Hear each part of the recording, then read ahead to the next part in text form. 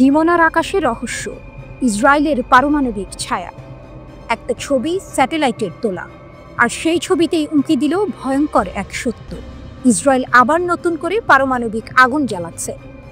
Dimona শহরের কাছে Negev মরুভূমির বুক চিরে উঠছে নতুন ভবন। বিশাল কংক্রিটের দেয়াল, ভূগর্ভে বহু তলা, মাথার উপর ঘুরছে ক্রেন। দৃশ্যটা একেবারেই সামরিক, একেবারেই গোপন। শিমন পেরেস নেগেভ পারমাণবিক গবেষণা কেন্দ্র পশ্চিম এশিয়ায় ইসরায়েলের সবচেয়ে রহস্যময় জায়গা। বহু দশক ধরে তারা দাবি করে না, অস্বীকারও করে না, অথচ বিশ্বজুড়ে সবাই জানে এটাই ইসরায়েলের পারমাণবিক অস্ত্রের কেন্দ্র। 5 জুলাই প্ল্যানেট ল্যাবসের তোলা ছবি বিশ্লেষণ করে 7 জন বিশেষজ্ঞ একসুরে বলেছেন, এটা নিছক গবেষণা নয়, এটা পারমাণবিক অস্ত্র কর্মসূচির অংশ। 3 জন বিশেষজ্ঞ মনে করছেন সেখানে তৈরি হচ্ছে একটি নতুন ভারী পানির চুল্লি, যেখানে প্লুটোনিয়াম উৎপাদন হবে, যা সরাসরি পারমাণবিক বোমায় ব্যবহারযোগ্য। অন্য 4 জন বলছেন এটা হতে পারে অস্ত্র ভাণ্ডার, যেখানে নিরাপদে রাখা হবে পারমাণবিক বোমা। যেটাই হোক, সত্য একটাই, ইসরায়েল আবারও পারমাণবিক শক্তি বাড়াচ্ছে। অস্বীকার আর নীরবতা। ইসরায়েল সরকার কোনো মন্তব্য করছে না, যুক্তরাষ্ট্রও চুপ। তাদের নীতি একই, না স্বীকার না অস্বীকার। কিন্তু সবাই জানে ইসরায়েলের হাতে অন্তত 200 থেকে 400 পারমাণবিক ওয়ারহেড রয়েছে। পশ্চিম এশিয়ায় একমাত্র অপ্রচলিত অস্ত্রের মালিক তারা, অথচ তারা কখনো এনপিটি বা পারমাণবিক বিস্তার রোধ চুক্তি স্বাক্ষর করেনি, কোনো আন্তর্জাতিক পরিদর্শককেও ঢুকতে দেয় না। এই দৃশ্য চোখে পড়ছে এক ভয়ঙ্কর দৃশ্যের ভেতর। 13 জুন ইসরায়েল হঠাৎ করেই ইরানে হামলা চালায়, মেরে ফেলে সামরিক কমান্ডার, বিজ্ঞানী, এমনকি সাধারণ মানুষ। এরপর আমেরিকা যোগ দেয়, 3টি ইরানি পারমাণবিক স্থাপনায় বোমা ফেলে। ইরানের শান্তিপূর্ণ কর্মসূচিকে ভেঙে চুরমার করা হয়, অথচ ইসরায়েলের বোমা বানানোর গোপন কাজ চলছেই। এটাই টুইস্ট। যাকে অভিযুক্ত করা হয় তার বিরুদ্ধে আগ্রাসন, আর যিনি আসল বোমা রাখেন তার জন্য নীরব সমর্থন। বিশেষজ্ঞরা বলছেন ইসরায়েল দীর্ঘদিন ধরে ভারী পানির চুল্লি ব্যবহার করে আসছে। এখানেই তৈরি হয় প্লুটোনিয়াম, এখানেই জন্ম নেয় ট্রিটিয়াম, যা পারমাণবিক বিস্ফোরণকে আরও মারাত্মক করে। এখন নতুন করে ভবন উঠছে মানে ইসরায়েল ভবিষ্যতের যুদ্ধের জন্য তার অগ্নিশক্তি দ্বিগুণ করছে। ডিমোনার আকাশ এখন শান্ত, মরুভূমি নিস্তব্ধ, কিন্তু সেই নীরবতার নিচে হয়তো চলছে আগুনের খেলা। ভূগর্ভের দেয়ালের ভেতর তৈরি হচ্ছে হয়তো নতুন চুল্লি, হয়তো অস্ত্র ভাণ্ডার। কিন্তু একটাই সত্য স্পষ্ট হয়ে উঠছে, যখন ইরানকে অভিযুক্ত করা হয় তখন ইসরায়েল গোপনে নিজের পারমাণবিক ছায়া আরও গভীর করছে। এটা কেবল নির্মাণ কাজ নয়, এটা এক অঘোষিত ঘোষণা। ইসরায়েল আবারও পারমাণবিক খেলায় অগ্রসর হচ্ছে।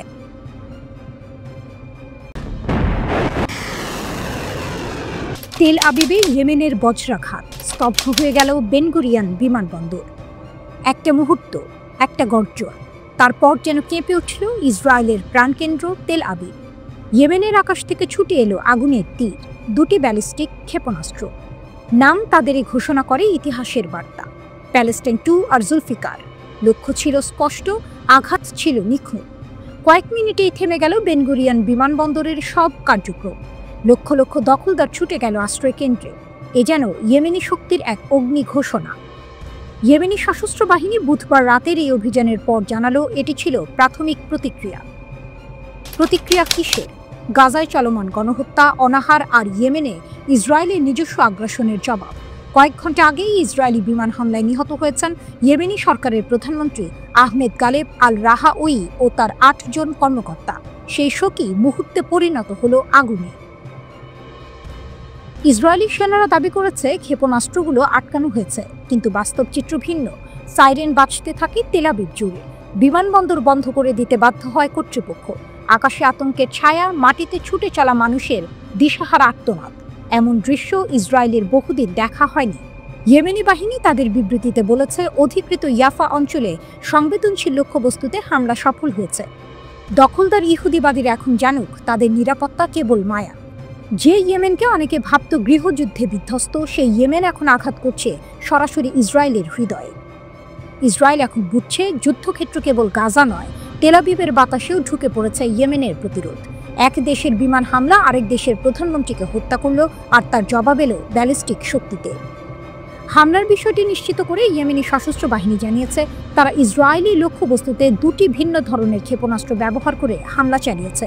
ইয়েমেনি সেনাবাহিনীর মুখপাত্র ব্রিগেডিয়ার জেনারেল ইয়াহিয়া সারি এক বিবৃতিতে জানান, এই অভিযানে একটি প্যালেস্টাইন 2 ক্লাস্টার ক্ষেপণাস্ত্র এবং একটি জুলফিকার ক্ষেপণাস্ত্র দিয়ে তেল আবিবের গুরুত্বপূর্ণ স্থাপনায় হামলা চালানো হয়েছে। তার ভাষ্যমতে এই হামলার ফলে লক্ষ লক্ষ বসতি স্থাপনকারী আশ্রয় কেন্দ্রে পালিয়ে যেতে বাধ্য হয়েছে এবং বেন গুরিয়ন বিমানবন্দরে বিমান চলাচল স্থগিত হয়ে গেছে। ইয়েমেনি সশস্ত্র বাহিনীর ভাষায়, ইসরায়েলি শত্রু আর কখনো স্থিতিশীলতা উপভোগ করবে না, আমাদের অভিযান চলবে, আরও বেড়ে চলবে। তারা বিশ্ব মুসলিমদের উদ্দেশ্যে জানায়, 2 মিলিয়ন গাজার মুসলিম আজ আগুনের নিচে, 2 বিলিয়ন মুসলিম কি চুপ করে থাকবে? অক্টোবর 2023 থেকে গাজায় ইসরায়েলের যুদ্ধ অব্যাহত। এই পর্যন্ত নিহত হয়েছে 63,600 এরও বেশি ফিলিস্তিনি, আহত 1.5 লাখেরও বেশি, বেশিরভাগই নারী আর শিশু। একদিকে বিশ্ব জুড়ে নীরবতা, অন্যদিকে ধ্বংসস্তূপ থেকে উঠে দাঁড়ানো ইয়েমেনি প্রতিরোধ। তারা হয়তো বিশ্বের সবচেয়ে গরিবদের মধ্যে, কিন্তু তাদের আছে দৃঢ় সংকল্প আর শক্তিশালী ক্ষেপণাস্ত্র।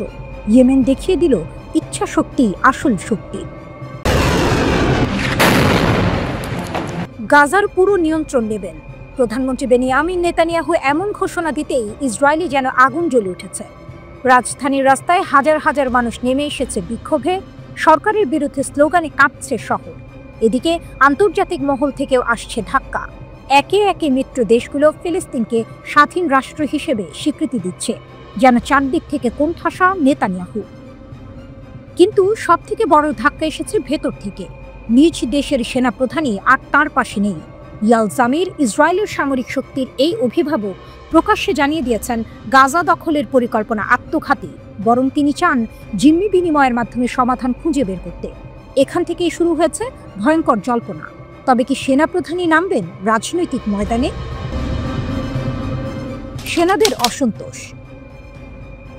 যুদ্ধের মাঠে ক্লান্ত ভাঙা মনোবল নিয়ে দাঁড়িয়ে আছে ইসরায়েলি সেনারা। 2 বছরের রক্তক্ষয়ী সংঘাতে শত শত সেনা প্রাণ হারিয়েছে। কেউ কেউ হতাশায় আত্মহত্যার পথ বেছে নিচ্ছেন। যুদ্ধ চালিয়ে যাওয়ার আগ্রহ যেন প্রতিদিন ক্ষয়ে যাচ্ছে। অনেক সেনা সরাসরি বলেই ফেলেছেন, গাজা দখল করতে চাইলে চাই দানবীয় শক্তি, হাজার হাজার সৈন্য নামিয়েও সেটা সহজ নয়। তবু নেতানিয়াহু যেন শুনতেই চান না, বরং তিনি নতুন করে 60,000 রিজার্ভ সেনাকে ডাক দিয়েছেন। সেপ্টেম্বরেই তাদের রিপোর্ট করতে হবে। কিন্তু সেনাপ্রধান ইয়াল জামির দৃঢ় কণ্ঠে ঘোষণা করেছেন, সমাধান যুদ্ধ নয়, সমাধান হলো আলোচনায়। এ এক ভয়ঙ্কর বার্তা। সরকারের সঙ্গে সেনাবাহিনী টানা পড়েন এবার প্রকাশ্যে। অভ্যুত্থানের গুঞ্জন। এই পরিস্থিতিতে প্রশ্ন উঠছে, ইসরায়েলে কি তবে সামরিক অভ্যুত্থান ঘটতে যাচ্ছে? ইতিহাস বলছে দেশটি সবসময় ডেমোক্রেটিক কাঠামো আঁকড়ে ধরেছে, কিন্তু এখন যখন সেনাবাহিনী ও সরকারের মধ্যে আস্থার সেতু ভেঙে পড়ছে, তখন গুঞ্জনই স্বাভাবিক। রাজনৈতিক বিশ্লেষকদের মতে সরাসরি অভ্যুত্থান হওয়ার সম্ভাবনা তুলনামূলক কম, কারণ শক্তিশালী ডিপ টেস্ট এই পরিস্থিতি সামাল দিতে মরিয়া।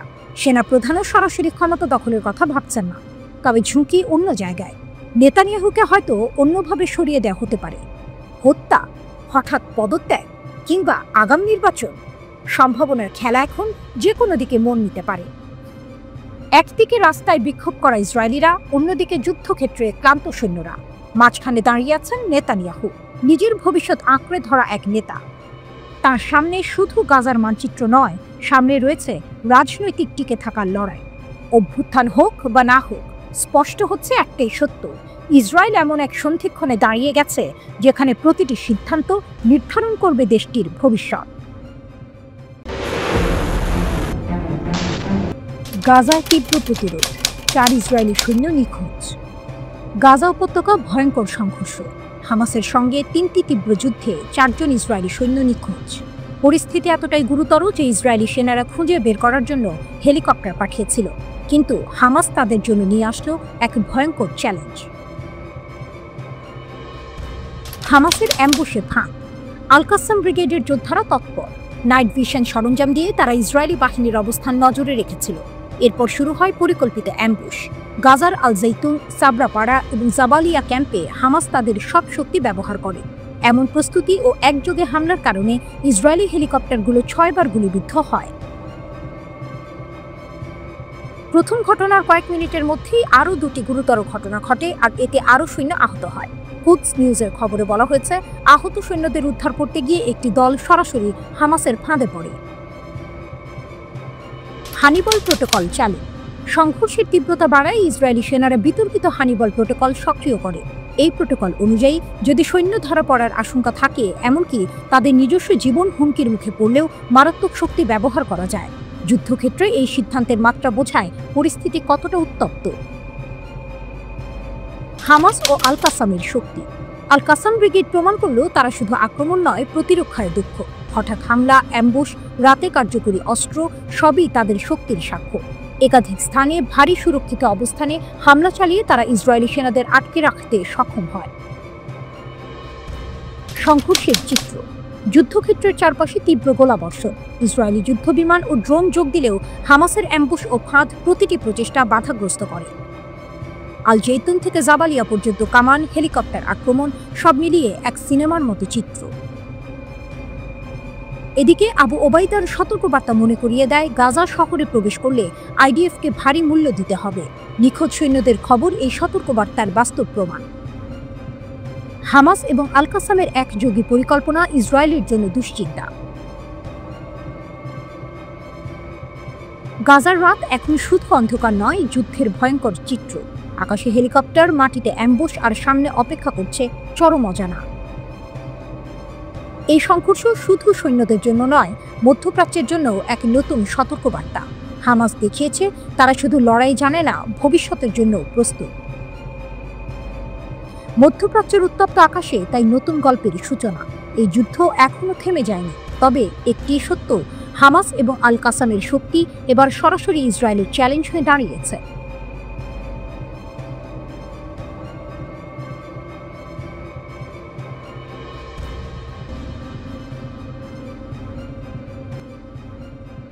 একটি রাত, অন্ধকার আকাশ, আর সেই আকাশ ভেদ করে উঠে যাচ্ছে অগ্নিশিখার মতো এক দানব। নাম তার খোররামশার 5।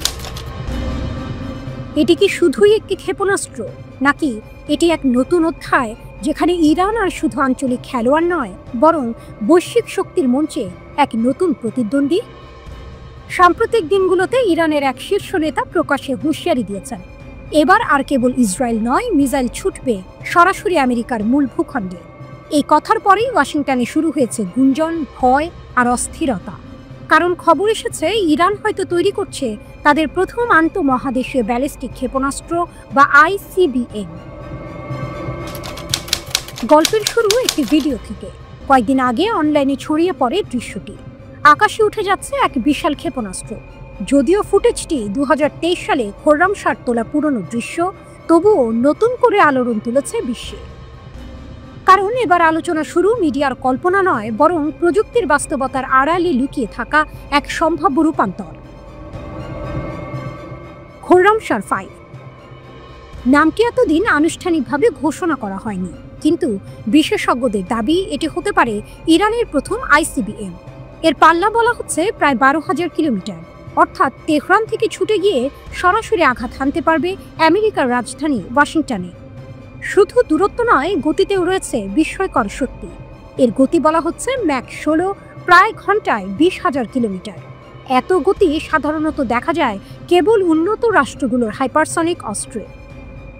ইরান 2015 সালে ঘোষণা করেছিল তাদের ক্ষেপণাস্ত্র 2000 কিলোমিটারের বেশি পাল্লার হবে না। যুক্তি ছিল স্পষ্ট, এটি শুধু প্রতিরক্ষা, আঞ্চলিক হুমকি মোকাবিলার জন্য যথেষ্ট। কিন্তু সময় বদলেছে। ইসরায়েলের আগ্রাসন, যুক্তরাষ্ট্রের অবিরাম চাপ, আঞ্চলিক অস্থিরতা সব মিলিয়ে ইরান যেন তার পুরনো প্রতিশ্রুতি ছিঁড়ে ফেলছে। তবে শুধু রাজনৈতিক সিদ্ধান্ত নয়, প্রযুক্তিগত দিক থেকেও এটি এক মহাকাব্যিক চ্যালেঞ্জ। একটি ক্ষেপণাস্ত্রকে মহাকাশের বাইরে পাঠানো, তারপর আবার বায়ুমণ্ডলে প্রবেশ করিয়ে সঠিক লক্ষ্যে আঘাত করা, এ যেন বিজ্ঞানের সবচেয়ে কঠিন সমীকরণ। আর ইরান যদি সত্যি এটি করে থাকে, তবে তা বিশ্ব রাজনীতির ভারসাম্য পাল্টে দিতে বাধ্য। শোনা যাচ্ছে খোররামশার 5 বহন করতে পারবে 2 টনের ওয়ারহেড, যা অনেক দেশের পারমাণবিক বা বাংকার ভেদি বোমার সমতুল্য। যদিও এখনো নিশ্চিত নয় এটি সত্যি 12,000 কিলোমিটার পারবে নাকি 5,500 কিলোমিটার পর্যন্ত সীমাবদ্ধ। ক্ষেপণাস্ত্র বিজ্ঞানের নিয়ম বলছে পাল্লা বাড়লে পেলোড কমে। তবু এর সামর্থ্য নিয়ে ইতোমধ্যেই পশ্চিমা দুনিয়ায় কাঁপন লেগে গেছে। এখানে মনে করিয়ে দেওয়া জরুরি, ইরান ইতিমধ্যে হাইপারসনিক ক্ষেপণাস্ত্র তৈরি করে বিশ্বকে চমকে দিয়েছে। জটিল গাইডেন্স সিস্টেম, প্রতিরোধী উপাদান সবকিছুতে তারা প্রমাণ করেছে প্রযুক্তির শীর্ষ পর্যায়ে পৌঁছে গেছে। ফলে খোররামশাহ 5 এর কথিত গতি ও পাল্লা যদিও কারো কাছে অবিশ্বাস্য মনে হয়, বাস্তবতায় তা অসম্ভব নয়।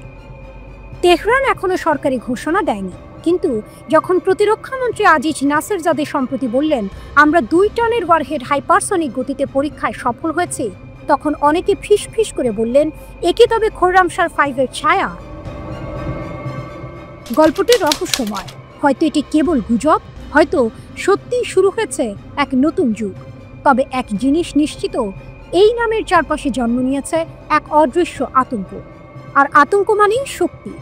ইরান সেই শক্তির মালিক হয়ে উঠছে, যাকে থামানো এত সহজ নয়। মরুভূমির অন্ধকারে গর্জে উঠল ইরানের প্রতিরোধ। রাত ছিল নিস্তব্ধ, কিন্তু সেই নীরবতা ভেঙে গেল গুলির শব্দে। বিস্ফোরণের আলোয় আকাশ লাল হয়ে উঠল। পাকিস্তান সীমান্ত ঘেঁষা সিস্তান বালুচিস্তান প্রদেশের মরুভূমিতে শুরু হলো এক সিনেম্যাটিক যুদ্ধ। অদৃশ্য শত্রু, দৃশ্যমান প্রতিরোধ। একটি সশস্ত্র গোষ্ঠী চুপিসারে প্রবেশ করেছিল ইরানের সীমান্তে। তাদের হাতে RPG-7 রকেট লঞ্চার, আধুনিক রাইফেল M4 আর M16, গ্রেনেড, বিস্ফোরক। মিশন একটাই, ইরানের ভেতরে একটি বড় হামলা চালানো। কিন্তু তারা জানত না, ইরান আগে থেকেই অপেক্ষায় ছিল। সংঘর্ষ, 6 জনের পতন। ঘণ্টাব্যাপী গোলাগুলি, বিস্ফোরণ আর ধোঁয়ার মধ্যে শেষ পর্যন্ত দাঁড়িয়ে রইল ইরানের পতাকা। 6 জন বন্দুকধারী মাটিতে লুটিয়ে পড়ল। সবাই অ-ইরানি, সবাই ইসরায়েলি গোয়েন্দা সংস্থা মোসাদের সাথে যুক্ত বলে দাবি তেহরানের। তাদের পরিকল্পনা ভেস্তে গেল, ধ্বংস হলো তাদের অস্ত্র ভাণ্ডার, জব্দ হলো মোটরসাইকেল, গাড়ি আর যোগাযোগের সরঞ্জাম। তবে এই লড়াই ছিল একতরফা নয়। 3 জন ইরানি নিরাপত্তা সদস্য আহত হন, কিন্তু তাদের ত্যাগেই রক্ষা পেল দেশ, রক্ষা পেল সীমান্ত। মোসাদের ছায়া। ইরান সরাসরি প্রমাণ দেখায়নি, তবু গোয়েন্দা কর্মকর্তারা বলছেন এই সন্ত্রাসীদের প্রশিক্ষণ আর কৌশল মোসাদের পরিচিত ধারা মেনে চলে। পূর্বের হামলাগুলির সাথে অদ্ভুত মিল পাওয়া গেছে। প্রশ্ন একটাই, ইসরায়েলের হাত কি সত্যিই এতদূর প্রসারিত? এটুকু পরিষ্কার, ইরানের বিরুদ্ধে যে অদৃশ্য যুদ্ধ চলছে তার নেপথ্যে আছে এক ভয়ঙ্কর শত্রু, ভূগর্ভস্থ গোপন ঘাঁটি। এই অভিযানের পাশাপাশি ইরানি বাহিনী ভেঙে দিয়েছে একাধিক ভূগর্ভস্থ ড্রোন সাইট, যেখানে নাকি তৈরি হচ্ছিল শত্রুর গোপন অস্ত্রভাণ্ডার। শুধু তাই নয়, সাম্প্রতিক সপ্তাহগুলোতে ধরা পড়েছে কয়েকজন কথিত মোসাদ এজেন্টও। প্রতি গ্রেপ্তারের সাথে পর্দা সরছে, উন্মোচিত হচ্ছে শত্রুর গোপন নেটওয়ার্ক। এ যেন বাস্তবের মধ্যে গুপ্তচর বৃত্তির থ্রিলার সিনেমা। পাকিস্তান ও আফগানিস্তান সীমান্তবর্তী সিস্তান বেলুচিস্তান দীর্ঘদিন ধরেই নিরাপত্তা বাহিনী ও সশস্ত্র গোষ্ঠীর মধ্যে সংঘর্ষের কেন্দ্রবিন্দু। এই অঞ্চলে মাদক পাচারকারী ও বিচ্ছিন্নতাবাদী গোষ্ঠীর সক্রিয়তা রয়েছে। IRNA জানিয়েছে অভিযানে নিহত গোষ্ঠীর সিয়নবাদী চরিত্র সম্পর্কিত নথি উদ্ধার হয়েছে এবং তারা ইরানের পূর্বাঞ্চলে একটি গুরুত্বপূর্ণ স্থাপনায় হামলার পরিকল্পনা করেছিল। প্রতিবেদনে বলা হয়, অভিযানে টার্গেট করা মূল অপারেশন টিমের সদস্য ছিল 7 জন অ-ইরানি সন্ত্রাসী, তবে তাদের জাতীয়তা প্রকাশ করা হয়নি। প্রেক্ষাপট, প্রতিশোধের আগুন। জুনে ইসরায়েল ইরানের সামরিক স্থাপনায় হামলা চালিয়েছিল। তারপর থেকেই ইরানের ভেতরে ইসরায়েলি এজেন্ট শিকার অভিযান তীব্রতর হয়েছে। বার্তা স্পষ্ট, যেই হোক যেখানেই হোক, ইরান প্রতিশোধ নেবে। ইরানের প্রতিরক্ষামন্ত্রী ঘোষণা করেছেন দেশটির কাছে এখন পূর্ববর্তী প্রজন্মের তুলনায় অধিক ক্ষমতা সম্পন্ন অত্যাধুনিক ক্ষেপণাস্ত্র রয়েছে। তিনি সতর্ক করে বলেছেন, ইসরায়েল পুনরায় কোনো আগ্রাসন চালালে জবাবে নতুন এসব ক্ষেপণাস্ত্র মোতায়েন করা হবে।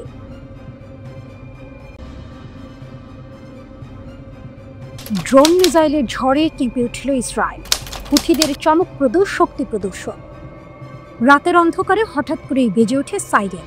তেল আবিব থেকে শুরু করে মধ্য ইসরায়েলের আকাশ জুড়ে আতঙ্কের ছায়া।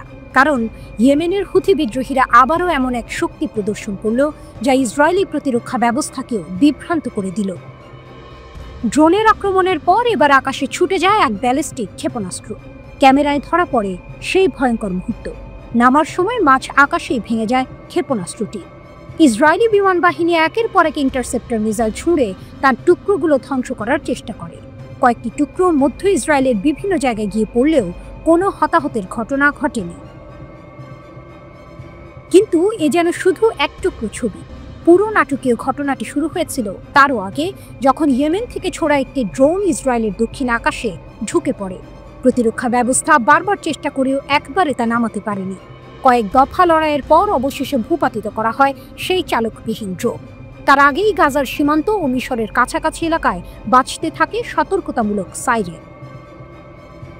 হামলার পরই ইয়েমেনে উত্তাল জনসমুদ্র। হাজার হাজার হুথি সমর্থক রাইফেল হাতে ফিলিস্তিনি পতাকা উড়িয়ে ইসরায়েল বিরোধী স্লোগান তুলছিল। সেই সমাবেশের ঠিক পরপরই হামলা চালিয়ে বিশ্বকে বার্তা দিল হুথিরা, আমরা আছি, আমাদের শক্তি থেমে নেই। মুখপাত্র ব্রিগেডিয়ার জেনারেল ইয়াহিয়া সারি ঘোষণা করেন, প্যালেস্টাইন 2 ব্যালিস্টিক ক্ষেপণাস্ত্র ইসরায়েলি প্রতিরক্ষা ভেদ করেছে। আমাদের লক্ষ্য ছিল বেন গুরিয়ন বিমানবন্দর। আমরা বিভ্রান্তি তৈরি করেছি, মিলিয়ন মিলিয়ন ইসরায়েলি আশ্রয়কেন্দ্রে পালিয়েছে, বিমানবন্দরের কার্যক্রম বন্ধ হয়েছে। তিনি আরও দাবি করেন, শুধু ক্ষেপণাস্ত্র নয়, তেল আবিব ও আশকেলনের সামরিক ঘাঁটিতে 2টি ড্রোনও নিক্ষেপ করা হয়েছে।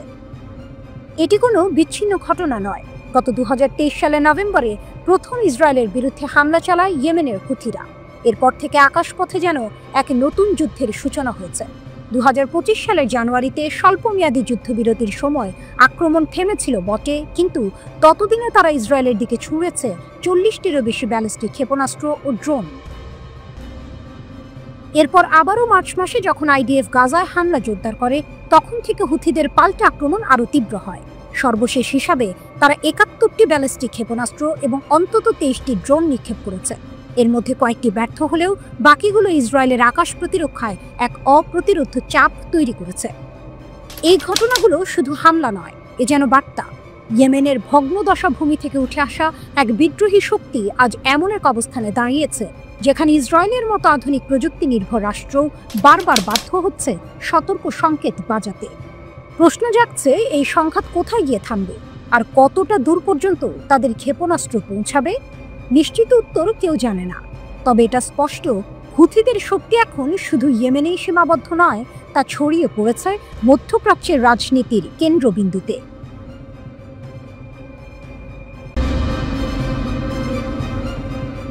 গাজার আগুনে জ্বলছে ইসরায়েলের ট্যাঙ্ক, হামাসের পাল্টা আঘাত। গাজার ধুলোবালিতে এবার আগুন জ্বালালো এক দৃশ্য। ইসরায়েলের ইস্পাত দানব ভেঙে পড়ছে বিস্ফোরণে। দখলদারের চোখ ধাঁধিয়ে দিয়ে হামাসের যোদ্ধারা এক ট্যাঙ্ককে পরিণত করল ধ্বংসস্তূপে। বারুদ আর ধোঁয়ার সেই গর্জন যেন ঘোষণা দিল গাজা এখনও বশ মানেনি। 14ই আগস্ট গাজা শহরের আল জাইতুন এলাকার দক্ষিণে ইজ্জো আল দিন আল কাসাম ব্রিগেডের যোদ্ধারা দেশীয়ভাবে তৈরি আল ইয়াসিন 105 রকেট চালিত গ্রেনেড হাতে এগিয়ে গেল। মুহূর্তেই লক্ষ্যবস্তুতে আঘাত, একটি ইসরায়েলি ট্যাঙ্ক এবং একটি সামরিক বুলডোজার উড়ে গেল আগুনের ফুলকিতে। এই আঘাত শুধু একটি যন্ত্র ধ্বংস করল না, বরং ইসরায়েলের মনোবলকেও চূর্ণ করল। হামাস একা নয়, একই দিনে ফিলিস্তিনি ইসলামিক জিহাদের আল কুদস ব্রিগেড, আবু আলী মুস্তাফা ব্রিগেড এবং নাসের সালাহ আল দিন ব্রিগেড একত্রে মর্টার হামলা চালায়। লক্ষ্য গাজার পূর্ব প্রান্তে অগ্রসরমান ইসরায়েলি বাহিনী ও তাদের সাজোয়া যান। গাজার প্রতিরোধ ফ্রন্ট যেন এক সিম্ফনিতে বাঁধা, যেখানে প্রতিটি হামলা এক একটি গর্জন। এদিকে অন্য প্রান্তে ইসরায়েল নতুন এক দুঃস্বপ্ন আঁকছে। স্থানীয় গণমাধ্যম জানাচ্ছে, ইসরায়েলি সামরিক প্রধান ইয়ালজমের গাজা শহর পুনর্দখলের জন্য একটি মূল ধারণা অনুমোদন করেছেন। নিরাপত্তা মন্ত্রিসভার সবুজ সংকেত পাওয়ার পর শিনবেট ও শীর্ষ সামরিক কমান্ডারদের সঙ্গে আলোচনার মাধ্যমে এই পরিকল্পনা চূড়ান্ত হয়েছে। এই পরিকল্পনার কেন্দ্রবিন্দু 80,000 থেকে 1 লাখ রিজার্ভ সৈন্যের জরুরি সমাবেশ। লক্ষ্য গাজায় দীর্ঘমেয়াদী সামরিক দখল, যা 2026 সালের শেষ পর্যন্ত স্থায়ী হতে পারে। গত সপ্তাহে নেতানিয়াহুর পূর্ণ গাজা দখলের পরিকল্পনা আন্তর্জাতিক নিন্দার ঝড় তুলেছিল। মানবাধিকার সংস্থাগুলো বলছে এটি সরাসরি গণহত্যার নকশা। অক্টোবর 2023 থেকে গাজায় ইসরায়েলের বর্বর হামলায় নিহত হয়েছে 61,700 এরও বেশি মানুষ। ধ্বংসস্তূপে পরিণত হয়েছে একসময় প্রাণবন্ত শহর, তবুও প্রতিরোধ ভাঙেনি। গত নভেম্বরে আন্তর্জাতিক অপরাধ আদালত যুদ্ধাপরাধ এবং মানবতা বিরোধী অপরাধের অভিযোগে নেতানিয়াহু ও তার সাবেক যুদ্ধমন্ত্রী ইয়োভ গ্যালান্টের বিরুদ্ধে গ্রেপ্তারি পরোয়ানা জারি করেছে। সেই সঙ্গে আন্তর্জাতিক বিচার আদালতে ইসরায়েল গণহত্যার মামলার মুখোমুখি। কিন্তু এইসব আন্তর্জাতিক চাপের মাঝেও গাজার রাস্তায় অন্য এক গল্প চলছে, প্রতিরোধের গল্প, যেখানে বুলেটের সামনে বুক চিতিয়ে দাঁড়ায় তরুণ যোদ্ধারা, যেখানে ইস্পাত দানব ধ্বংস হয় সস্তা কিন্তু প্রাণঘাতী দেশীয় অস্ত্রে। সিনেমার মতো দৃশ্য, ধোঁয়ায় আচ্ছন্ন যুদ্ধক্ষেত্র, সামনে ইসরায়েলের ট্যাঙ্ক এগিয়ে আসছে আর কোণা থেকে হঠাৎ ছুটে আসে আল ইয়াসিন 105-এর আগুন। এক মুহূর্তে সব বদলে যায়, ট্যাঙ্কের ইস্পাত গলে যায় আর চারদিকে প্রতিধ্বনিত হয় বিজয়ের চিৎকার। ইসরায়েল হয়তো মানচিত্রে গাজাকে মুছে ফেলতে চায়, কিন্তু গাজার মাটি প্রতিদিন নতুন করে শপথ নিচ্ছে, আমরা হার মানব না। প্রতিটি ধ্বংসপ্রাপ্ত ট্যাঙ্ক যেন সেই শপথের প্রমাণ, আর প্রতিটি প্রতিরোধ যেন স্মরণ করিয়ে দিচ্ছে গাজা হার মানবে না। ইরান, মহাসাগরের বুক কাঁপানো শক্তির মহড়া। আকাশে সূর্য ঝলমল করছে, অথচ সমুদ্রের বুক যেন থরথর করে কাঁপছে, কারণ সেখানে হাজির হয়েছে এক অপ্রতিরোধ্য শক্তি, ইরান। টেকসই শক্তি 1404 এই নামের মহড়ায় ভারত মহাসাগর আর ওমান সাগরের ঢেউয়ের উপর নেমে এসেছিল যুদ্ধের এক সিনেম্যাটিক দৃশ্য। ঢেউয়ের ওপরে বজ্রপাত। ক্যামেরা যখন ঘুরল, দেখা গেল ইরানি নৌবাহিনীর জাহাজ, সাবমেরিন, যুদ্ধবিমান আর উপকূলীয় ব্যাটারি একই তাল মিলিয়ে এগিয়ে যাচ্ছে। আকাশ থেকে নামল ড্রোন, পানির বুক থেকে ছুটল ক্ষেপণাস্ত্র, একসাথে একই মুহূর্তে লক্ষ্যবস্তু ভেঙে চূর্ণ। ক্ষেপণাস্ত্রের ঝড়। মহড়ায় নাসর, কাদের আর কাদির ক্ষেপণাস্ত্র ছুটল বিদ্যুতের গতিতে। সাবালান আর গানেভে যুদ্ধ জাহাজ একসাথে ক্ষেপণাস্ত্র ছুড়ল, যেন সমুদ্র জুড়ে বজ্রপাত হচ্ছে। কাদের উপকূলীয় ব্যবস্থা সরাসরি আঘাত করল শত্রুর কল্পিত ঘাঁটিতে। বার্তা স্পষ্ট, ইরান এক ডোমেইনে নয়, বহু ডোমেইনে আঘাত হানতে পারে। আরও এক ধাপ এগিয়ে বাভার 5 কামিকাজে ড্রোন ভেসে গেল 400 কিলোমিটার, তারপর নিখুঁতভাবে ধ্বংস করল লক্ষ্যবস্তু। মুহূর্তটি ছিল বিদ্যুতের মতো রোমাঞ্চকর। ড্রোন আর ক্ষেপণাস্ত্র একসাথে আঘাত করল, একই নেটওয়ার্ক কেন্দ্রিক যুদ্ধের চূড়ান্ত নমুনা। রিয়ার অ্যাডমিরাল আব্বাস হাসানি গর্বের সঙ্গে বললেন, মহড়ায় ব্যবহৃত প্রতিটি অস্ত্র, প্রতিটি ব্যবস্থা ইরানের নিজস্ব মাটিতে তৈরি। এটা শুধু যুদ্ধের প্রস্তুতি নয়, এ ইরানের আত্মনির্ভরতার ঘোষণা। বিদেশি প্রযুক্তি নয়, বিদেশি ভরসা নয়, নিজেদের হাতে গড়া অস্ত্রেই ইরান দাঁড়িয়ে আছে শক্তির পাহাড় হয়ে। ইরানি মিডিয়া জানালো, এই মহড়ায় উন্নত ইলেকট্রনিক পাল্টা ব্যবস্থা ব্যবহার করা হয়েছে। প্রতিটি আঘাতের সঙ্গে শত্রুর উদ্দেশ্যে ছুড়ে দেওয়া হয়েছে এক কঠিন বার্তা, আমরা প্রতিরোধে আছি, আমরা প্রস্তুত। ঠিক তখনই বিশ্ব রাজনীতি উত্তপ্ত। ইরান যখন মহাসাগরে নিজের শক্তি দেখাচ্ছে, ইউরোপ তখন তেহরানকে চাপ দিচ্ছে পারমাণবিক কর্মসূচি নিয়ে, সমাধান না পেলে শাস্তির হুমকি। অন্যদিকে মার্কিন যুক্তরাষ্ট্র আর ইসরায়েল অভিযোগ করছে, ইরান নাকি গোপনে পারমাণবিক বোমার পথে হাঁটছে। এই বছরের জুনে 3টি ইরানি পারমাণবিক স্থাপনায় মার্কিন ইসরায়েলি হামলার পর সেই অভিযোগ আরও গভীর হয়েছে।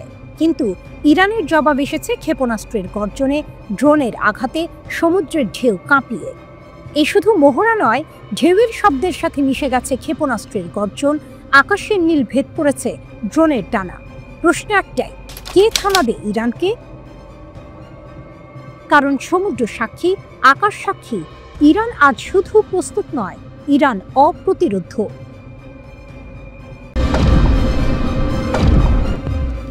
রাতের আকাশ যেন রণাঙ্গনের ক্যানভাস, আগুনের লেলিহান শিখা আকাশে লিখে দিচ্ছে প্রতিরোধের কবিতা। গাজা উপত্যকায় হামাস ও তার মিত্ররা যেন একসাথে শপথ করেছে, ইসরায়েলি সেনাদের জন্য এই ভূমি হবে আগুনের ফাঁদ। আইডিএফ এর সাঁজোয়া যানগুলো খান ইউনিসের রাস্তায় প্রবেশ করতে শুরু হয় এক অদৃশ্য শিকারী খেলা।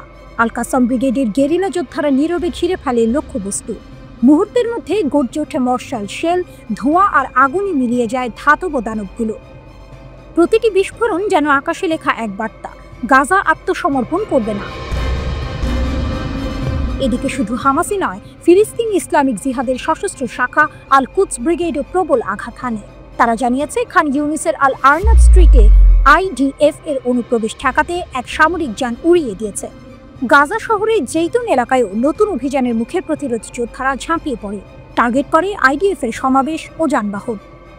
এদিকে এই আক্রমণগুলো এসেছে এমন সময়ে যখন ইসরায়েলি সেনাপ্রধান লেফটেন্যান্ট জেনারেল ইয়াল জামির গাজা দখলের পরিকল্পনা চূড়ান্ত করেছেন।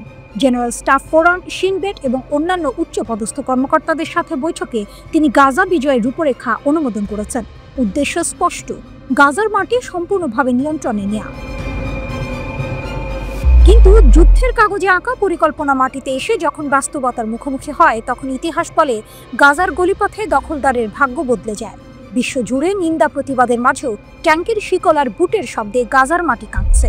ইসরায়েলি নিরাপত্তা মন্ত্রিসভা নেতানিয়াহুর দখল পরিকল্পনা অনুমোদন করেছে, যা অন্তর্ভুক্ত করছে ব্যাপক স্থানান্তর, মানবিক সংকট এবং জিম্মি ঝুঁকি। শোনা যাচ্ছে 10 লক্ষ ফিলিস্তিনিকে গাজা শহর ছেড়ে যেতে বলা হবে। তবুও হামাসের লড়াই থামছে না। প্রতিটি গলিতে, প্রতিটি ধ্বংসস্তূপে লুকিয়ে আছে বিস্ফোরণের প্রতিশ্রুতি। যোদ্ধাদের চোখে দেখা যাচ্ছে অটল বিশ্বাস, গাজা শুধু ভূমি নয়, এটি সম্মানের প্রতীক, এটি মুক্তির শপথ।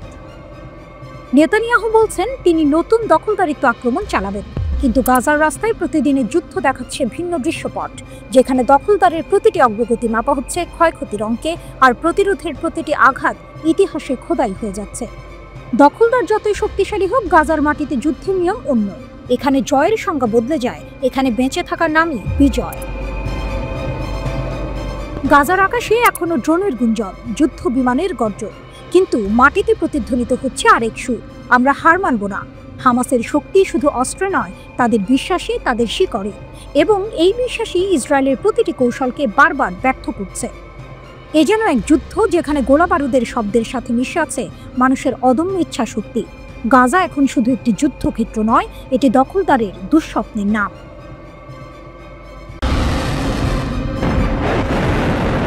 দুই দিক থেকে আগুনের ঋণ।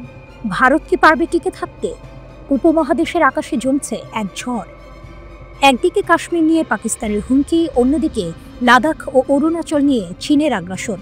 দুই ফ্রন্টে দম বন্ধ করে দিয়েছে ভারতকে। এ যেন দাবার ছকে দুই রাজার মাঝে আটকে পড়া এক ঘোড়া, যেখানে এক কদম ভুল মানে শেষ খেলা। পারমাণবিক হুমকির বজ্রধ্বনি। হঠাৎ করেই পাকিস্তানের সেনাপ্রধান ছুড়ে দিলেন সরাসরি হুমকি, পরমাণু যুদ্ধ। যে কথা এতদিন গোপনে ঘুরছিল, তা এবার গর্জে উঠল প্রকাশ্যে। আর চীন সীমান্তে তাদের সৈন্যরা শুধু দাঁড়িয়েই নেই, চোখের ভাষায় জানিয়ে দিচ্ছে যদি সুযোগ মেলে ঝাঁপিয়ে পড়বে। ভারতের হাতে পরমাণু অস্ত্র আছে ঠিকই, কিন্তু তাদের পাল্লা সীমিত। যদি পাকিস্তান চীন একসাথে আক্রমণ করে, তখন এশিয়ার মানচিত্র কেঁপে উঠতে পারে। অদৃশ্য মিত্র, সম্ভাব্য শত্রু। যুদ্ধ লাগলে পাকিস্তান ও চীন একে অপরের পাশে দাঁড়াবে, এতে কোনো সন্দেহ নেই। তাদের পেছনে আছে আরেক দৈত্য, রাশিয়া। পুতিন বাহিনীর হাতে আছে RS-28 সারমাট আন্তঃমহাদেশীয় ব্যালিস্টিক মিসাইল, 18,000 কিলোমিটার দূরে আঘাত হানতে পারে। আরও আছে বিউরেভেস্টনিক নামের পরমাণু চালিত ক্রুজ মিসাইল, যার পরিসীমা নাকি অসীম। এই শক্তি দিয়ে চাইলে কয়েক মিনিটেই ভারতকে ধুলোয় মিশিয়ে দিতে পারে মস্কো। তবে শুধু রাশিয়াই নয়, আজকের অস্থির বিশ্বে যুক্তরাষ্ট্র, ব্রিটেন বা ফ্রান্সও যে কোনো মুহূর্তে মিত্র থেকে হুমকিতে পরিণত হতে পারে। দূরপাল্লার খেলায় পিছিয়ে ভারত। বর্তমানে হাতে গোনা মাত্র 5টি দেশ আছে যারা পৃথিবীর যে কোনো জায়গায় মিসাইল দিয়ে আঘাত করতে পারে। রাশিয়া, যুক্তরাষ্ট্র, চীন, ব্রিটেন, ফ্রান্স।